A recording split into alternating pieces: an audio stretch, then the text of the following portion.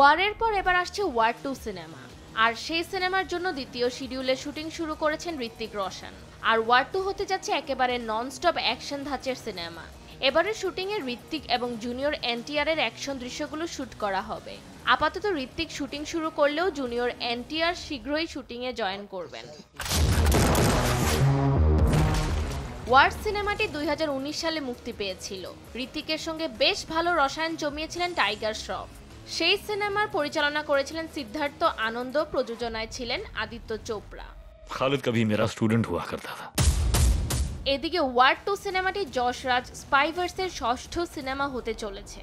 এর আগে এক থা টাইগার, টাইগার জিন্দা হে, টাইগার 3, পাঠান, ওয়ার এছাড়া প্রথম মহিলা কেন্দ্রিক স্পাই সিনেমা আসছে।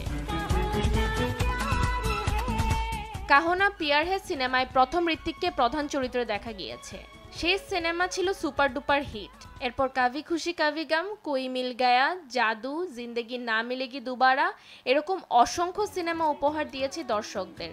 অভিনয়ের পাশাপাশি তিনি নৃত্যশিল্পী হিসেবেও বেশ খ্যাতি অর্জন করেছেন। তারকাদের মধ্যে ঋত্বিক রোশন সবচেয়ে খ্যাতি অর্জন করেছেন। তিনি প্রথম অভিনেতা হিসেবে একই বছরে শ্রেষ্ঠ অভিনেতা ও শ্রেষ্ঠ নবাগত অভিনেতা বিভাগে ফিল্মফেয়ার পুরস্কার অর্জন করেন। 2012 সালে তার আয় ও জনপ্রিয়তার ভিত্তিতে ফোর্বস সাময়িকীর 100 ভারতীয় তারকার তালিকায় তার নাম উঠে আসে। এছাড়া 2019 সালে যুক্তরাষ্ট্র ভিত্তিক এজেন্সির জরিপে তিনি বিশ্বের সবচেয়ে হ্যান্ডসাম পুরুষ হিসেবে খ্যাতি অর্জন করেন। ফাতেমাতুজ জোহরা, দেশ টিভি।